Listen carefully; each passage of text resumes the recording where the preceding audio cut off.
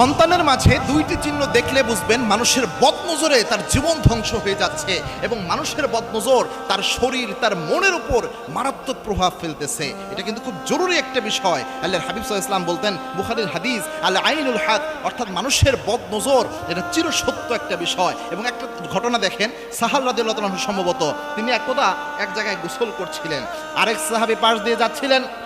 যাওয়ার সময় তিনি লক্ষ্য করলেন সাহাল রাদিয়াল্লাহু তাআলা আনহু গোসল করছেন। সাহাল রাদিয়াল্লাহু তাআলা আনহু তিনি দেখতে অনেক সুন্দর চেহারার ছিলেন।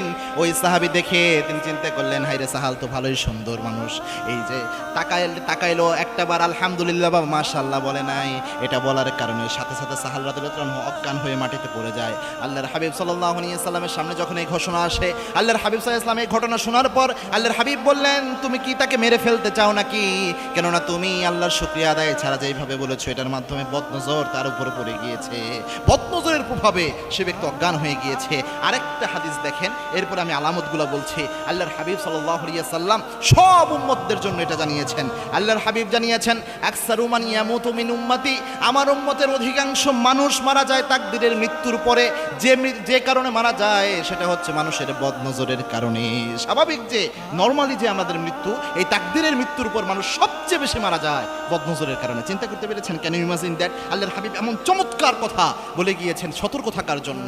এই জন্য আমাদের উচিত হচ্ছে সতর্ক থাকা। সন্তানের মধ্যে যদি এমন আলামত দেখেন যে আপনার সন্তান হঠাৎ করেই সে রোগাক্রান্ত হয়ে যাচ্ছে অথবা শুকিয়ে যাচ্ছে, এরকম যদি দেখেন সে স্বাভাবিকভাবে নাদুস নুদুস চেহারা ছিল, হঠাৎ এত বেশি শুকিয়ে যাচ্ছে যেটা স্বাভাবিক মনে হচ্ছে না, আপনি ডক্টর দেখাচ্ছেন, দেখলেন কোনো পুষ্টি ঘাটতি নাই, কোনো ধরনের সমস্যা নাই, তাও শুকিয়ে যাচ্ছে, বুঝতে পারবেন হয়তো বদনজর হয়েছে, বদনজর লেগেছে কারো, অথবা কোনো না কোনো কারণে সে এবং শুকিয়ে যাচ্ছে বা অসুস্থ হয়ে যাচ্ছে, ঘন ঘন অসুস্থতার মধ্যে চলে যাচ্ছে।